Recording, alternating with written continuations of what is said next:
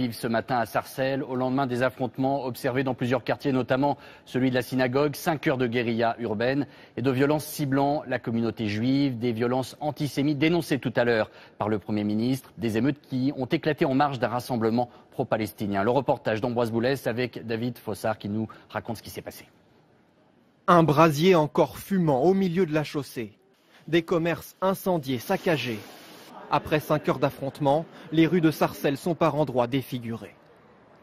À 15 h hier, tout avait pourtant commencé dans le calme. Malgré l'interdiction de manifester, des soutiens de la cause palestinienne se rassemblent pour faire entendre leur voix.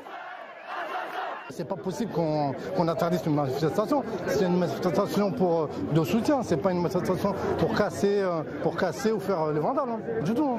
Pourtant, à l'annonce de la dispersion, un groupe de manifestants se dirige vers la synagogue où se trouvent des militants de la Ligue de défense juive.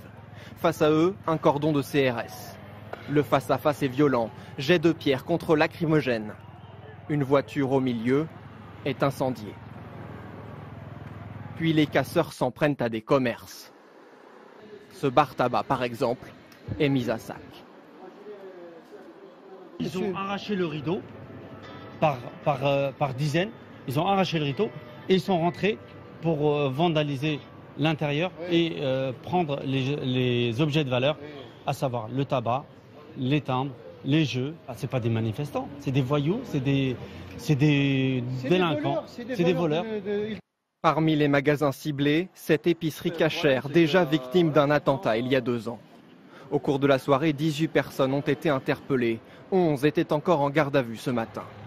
Le ministre de l'Intérieur, en visite à la synagogue, a lui fermement condamné ces violences. Dans la République que l'on puisse manifester, mais il est intolérable que l'on s'en prenne à des synagogues ou à des commerces parce qu'ils sont tenus par des juifs.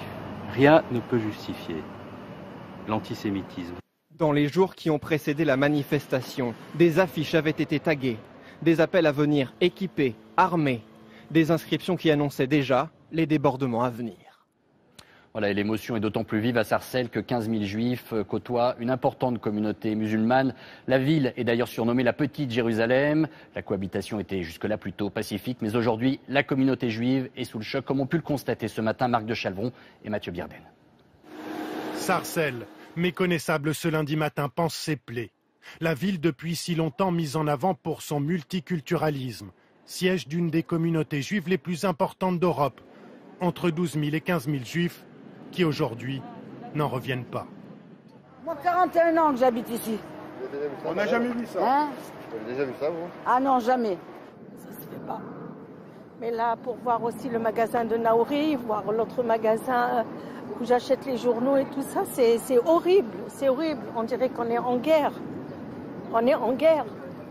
Et les curieux de venir voir les dégâts, partager aussi leur colère. Ce qui se passe au Proche-Orient, c'est politique, c'est leur problème. Nous, on est juifs, c'est leur problème. Mais qui ne mélange pas tout. Qui mélange pas tout. La communauté juive de Sarcelles voit le jour au début des années 60 avec la décolonisation. Les juifs d'Afrique du Nord s'installent massivement dans cette ville nouvelle du Val d'Oise. On peut estimer à près de 60% ceux qui ont gardé l'ensemble des pratiques religieuses, qui mangent cachère, viennent assez régulièrement aux offices toutes les fois qu'ils ont un congé. Depuis, la ville cultive sa spécificité, juifs et musulmans côte à côte, en bonne entente. C'est la première fois que Sarcelles est ainsi le théâtre de telles violences communautaires. C'est une ville qui a été créée par l'immigration. On a toujours travaillé sur la rencontre entre les juifs, les musulmans, les chrétiens, par toutes les communautés. Et aujourd'hui, c'est vraiment un événement qui est sans précédent et qui doit être condamné. Une pharmacie détruite par les émeutes de la veille, tout un symbole. Les employés étaient ici indifféremment juifs et musulmans. On a toujours travaillé tous ensemble, il y a toutes les communautés dans cette pharmacie et tout s'est toujours bien passé entre nous, donc on n'aurait jamais pensé que des choses comme ça pouvaient arriver ici à Sarcelles. Vous étiez heureux d'y travailler ici, tous ensemble? Oui. Oui, franchement. C'était un bonheur de travailler ici. Belle équipe. Très belle équipe. Ah, oui. Le maire de la ville vient à la rencontre de la communauté juive, conscient du traumatisme. Ils ont vu pour la première fois une haine Il y a de l'antisémitisme depuis longtemps.